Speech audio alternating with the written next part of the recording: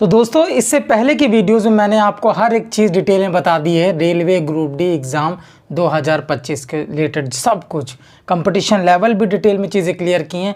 कितना कंपटीशन है इसको लाइटली बिल्कुल नहीं लेना, हल्का सा भी लाइटली आप लोगे ना, आपने कुछ देरी भी कर दी प्रैक्टिस और प्रिपरेशन या रिविज़न में, तो फिर यह एग्ज़ाम आपके हाथ से निकल जाएगा। दूसरा, ये एग्ज़ाम पूरी तरीके से निश्चित फिक्स है। आप मानो ना मानो, अभी लग रहा था जो चीज़ें मैंने बताई थी कि लग रहा था कि ये अगले साल जाएगा, लेकिन अब पूरे आसार बनते हुए दिख रहे हैं कि ये आपको अक्टूबर लास्ट और नवंबर स्टार्टिंग के बीच में स्टार्ट होता दिख जाएगा एग्ज़ाम, या उससे पहले या उसी के आसपास आपको ऑफिशियल नोटिफिकेशन आपको दिखनी है। जिस दौरान एनटीपीसी एग्ज़ाम चल रहा होगा उसके आंसर की के आसपास या आपको ऑफिशियल नोटिफिकेशन भी इसकी दिख जाएगी, पूरी संभावना लग रही है। तीसरी चीज़ दोस्तों, मैंने आपको ये बताई थी किन 3 टॉपिक्स पे काम करना है। जो आपको जितना भी मार्क्स आ रहा हो, आपका 10 आ रहा हो, 20 आ रहा हो, 25 आ रहा हो, 30 आ रहा हो, जितना भी मार्क्स आ रहा हो, बिल्कुल जीरो से आप स्टार्ट कर रहे हो। आप सिर्फ इन 3 पे काम करोगे, आपका मार्क्स रॉ मार्क्स 75+ आराम से आ सकता है, आराम से। और ये नहीं कोई एडवांस चीज़ें पढ़नी, बिल्कुल बेसिक वाली ईजी, जिसमें खाली हल्का सा कंसेप्ट क्लियर कर लिया, बाकी पीवाईक्यू से प्रैक्टिस कर ली प्रीवियस ईयर से, और मार्क्स स्कोर अच्छा करने लगोगे। सारी चीज़ें मैंने कवर कर दी हैं। अब यहाँ बात करते हैं दोस्तों 90 डेज़ के प्लान के अपने, जिसमें हमारा जुलाई बचा हुआ है, पूरा अगस्त है, सितंबर है, ठीक है। उसी के साथ आप अक्टूबर का एक फर्स्ट वीक सेकेंड वीक मान सकते हो, ठीक। तो ये पूरी तरीके से 90 डेज़ का प्लान है अपना, जिसमें हम मैथ्स को जीरो से उठा के चलेंगे, अर्थमेटिक के वो टॉपिक्स जिनका सबसे ज़्यादा वेटेज एग्जाम में।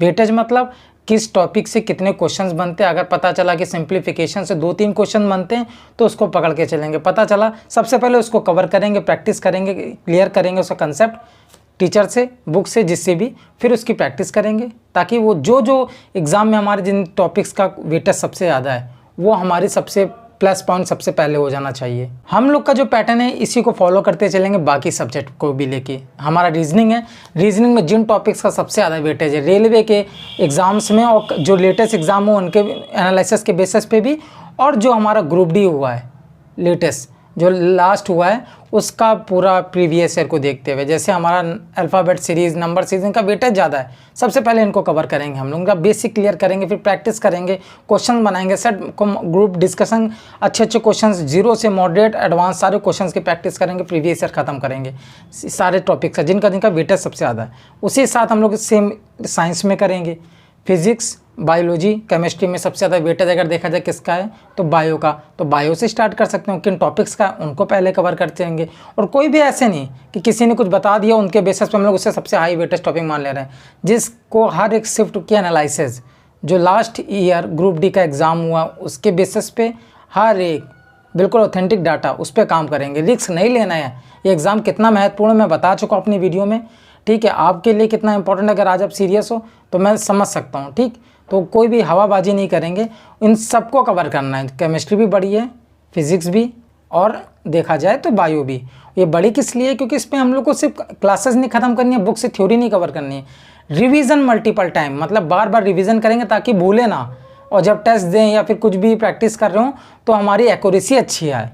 ये सब तो मल्टीपल टाइम रिवीजन, उसके साथ हम लोग को प्रैक्टिस सेल्फ स्टडी में पहले खुद करेंगे ऑफलाइन मोड में, और उसके बाद हम लोग को प्रैक्टिस के दौरान पीवाईक्यू भी करना है। प्रीवियस ईयर जितने क्वेश्चंस आए, जितने लेटेस्ट एग्जाम में रेलवे के आए, टेक्नीशियन के, एनटीपीसी के, या उसी के साथ साथ हमारा एएलपी के, सबकी प्रैक्टिस करेंगे, पूरा प्रीवियस ईयर खत्म करेंगे। कौन रोक सकता है मार्क्स लाने से। तो ये 3 चीज़ें हम लोग ऐसे कवर करके चलेंगे। सबसे ज़्यादा स्कोरिंग सब्जेक्ट ये बताया था आपको, मैथ, हर दूसरा बंदा रेलवे की तैयारी करने वाला मैथ्स कर लेगा, क्योंकि ये स्कोरिंग सब्जेक्ट है। रीजनिंग बिल्कुल भी, जो जिसने कभी रेलवे एग्जाम में नहीं दिया होगा, लेकिन अभी अगर वो तैयारी करने जुटेगा 10 दिन में उसकी रीजनिंग समझ में आ चुकी होगी और वो टॉपिक्स से क्वेश्चन बनाने लग रहा होगा। रीजनिंग इतना आसान है, कुछ टॉपिक्स में कुछ घंटे देने होते, कुछ टॉपिक्स में 1-2 दिन की प्रैक्टिस मांगता, बस।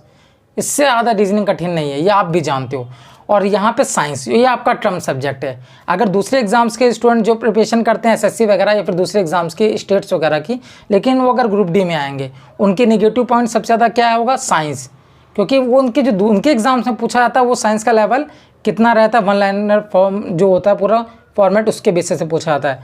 और अपना जो रेलवे का साइंस आपको पता है डेप्थ से उठाता है, भले 10th लेवल है लेकिन क्वेश्चन अच्छे, लेवल अच्छा रहता है, ठीक। तो ये हम रेलवे स्टूडेंट्स के लिए टर्म सब्जेक्ट रहेगा। और दूसरी बात, ये टर्म क्यों है, क्योंकि आपको रीजनिंग, मैथ कट ऑफ के यहाँ पे लेके आ जाएगी, ये कट ऑफ है यहाँ पे आपको ले आएगी। और आपने साइंस कवर करेगी तो ये साइंस आपको कट ऑफ के ऊपर ले आती है। ये चीज़ होता है, साइंस इतना टर्म सब्जेक्ट इसीलिए बोल। और बात करते हैं यहाँ पे जीए की। जीए में इतना कुछ नहीं पढ़ेंगे हम, करंट भी पढ़ें, स्टैटिक भी पढ़ें, हिस्ट्री भी पढ़ें, पॉलिटी भी पढ़ें, इकोनॉमिक्स भी पढ़ें, ठीक है। तो ये सब चीज़ें इतना कुछ नहीं कवर करना है हमें। सबसे ज़्यादा वेटेज किसका है, वही पैटर्न फॉलो करेंगे यहाँ पे।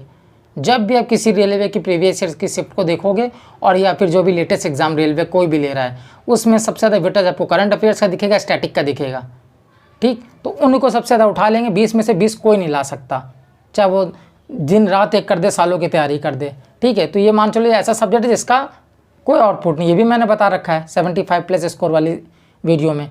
कैसा है ना, इसमें ये नहीं कि जॉब पढ़ के जाओ वहीं आ जाए। आप रिवर पढ़ के जाओगे तो रिवर नहीं, उसके ऊपर योजना डैम के बारे में पूछ लेगा। अब वो सब कवर करके जा रहे हो तो पूछ लेगा रेगिस्तान के बारे में, रेगिस्तान कवर करके जा रहे हो पूछ लेगा जंगल के बारे में, फॉरेस्ट, उद्यान।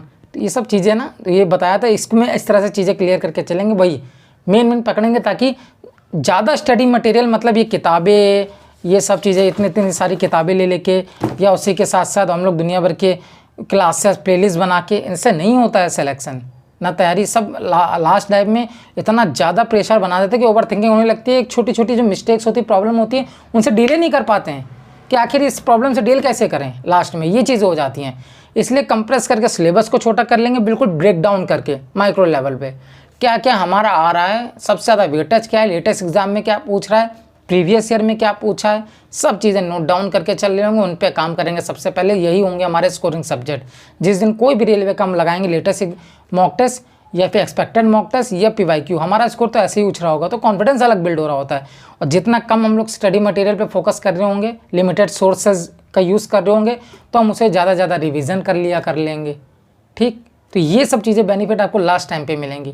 ये अभी मैं आपको बता रहा हूँ तो शायद आपको थोड़ी बहुत ये बातें एवरेज लग रही होंगी, कुछ स्टूडेंट समझ रहे होंगे, रिलेट कर रहे होंगे, वो कह रहे होंगे बात तो बिल्कुल ज़बरदस्त कर रहा है, ठीक। अभी जब इस पर काम करना स्टार्ट करेंगे, जब आपके जो टॉपिक्स इतने दिन से क्लियर ही नहीं हो पा रहे थे, या फिर आपका स्कोर नहीं इंक्रीज़ हो रहा था, आपकी तैयारी अभी 0 पे है, या फिर आपके 10, 15, 20, 30 मार्क्स पे रुका हुआ, वो कैसे हाई जाएगा, इंक्रीज़ होगा, ये आपको मालूम चल जाएगा अगर डेली फॉलो करोगे और एग्ज़ाम के बारे में क्लियर हो चुका है। तो दोस्तों ये अपनी स्ट्रेटजी है 90 डेज़ की, हमें कैसे काम करना है, लिमिटेड चीज़ें उठानी है, हर चीज़ें। बस आपसे एक चीज़ कह रहे हैं, डे 1 से जुड़ो तो साथ जुड़े रहना, आखिरी तक हार ना मानना। और बिलीव में दोस्तों, अगर आपने लास्ट तक साथ दिया तो ये एग्ज़ाम आपके लिए भले इंपॉर्टेंट है, ठीक है, लेकिन ये आपका आखिरी एग्ज़ाम होगा, वो एग्ज़ाम जिसमें आप बेरोजगार थे।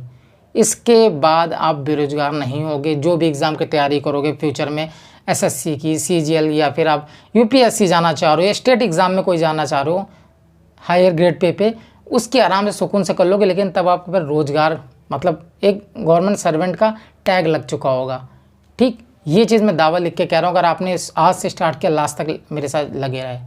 इस वीडियो को ज़्यादा से ज़्यादा दोस्तों शेयर करना, नया चैनल है, इस वीडियो को आप जिस ग्रुप में ऐड हो उसमें शेयर करना, अपने जानने वाले लोग, अपने दोस्तों को शेयर करना, और वीडियो अगर अच्छी लगी तो लाइक करना।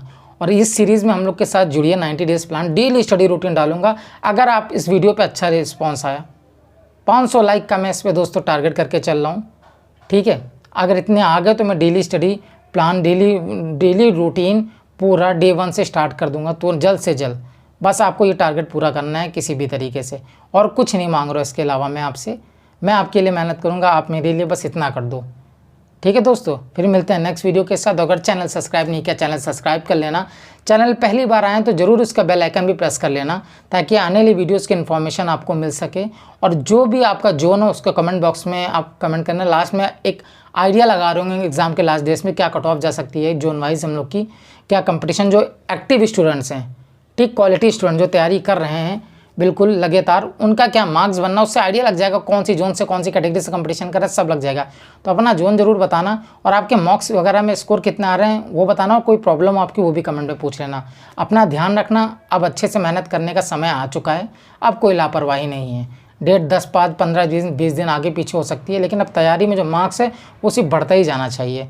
कि अब जिस दिन एग्जामिनेशन की डेट आती है, हमें कोई लोगों की तरह बरसाती मेढक की तरह नहीं, जैसे ऑफिशियल नोटिस आई तो ऐसे जब बारिश होती है मेढक नहीं निकल आते हैं, वैसे वाला यहाँ यूट्यूब पे चल रहा है।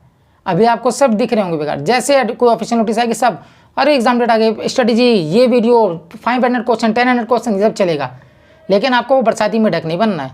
तैयारी मजबूत रखना है। ऑफिशियल नोटिस की आ भी रही है, डेट भी रिलीज़ हो रही है। आप इसी फ्लो में चलते जा रहे हो, गो विथ फ्लो, ज़िंदगी में जा रहे हो एक फ्लो के साथ। जिस दिन एग्ज़ाम देने आ रहे हो बिल्कुल कूल होकर, ऐसा इंटरफेस आपके लिए कोई नया ही नहीं है, कोई प्रेशर नहीं है, आराम से फोड़ के आओगे उस दिन ही, उसी दिन निकलते ही टाइम आपको आंसर की भी देने की ज़रूरत नहीं है। आप इतना कॉन्फिडेंट पहले से होगे, आपको क्लियर हो जाएगा कि यार मैंने इस जोन की इस कैटेगरी से ये सीट फोड़ दी है, इतने मार्क्स आ चुके हैं मेरे। अब नॉमिनेशन में मार्क्स मेरे 2 बढ़े, 3 बढ़े या बढ़े भी ना, या एक माइनस भी हो जाएगा, कोई टेंशन नहीं, मेरा तो अब सिलेक्शन हो गया, इतना फिक्स है। ठीक है, वो वाला चीज़ रखना है दोस्तों। ठीक है दोस्तों, फिर मिलते हैं नेक्स्ट वीडियो के साथ। तब तक के लिए अपना ध्यान रखना और अच्छे से मेहनत करना स्टार्ट कर दो। ठीक है, जय हिंद, जय भारत।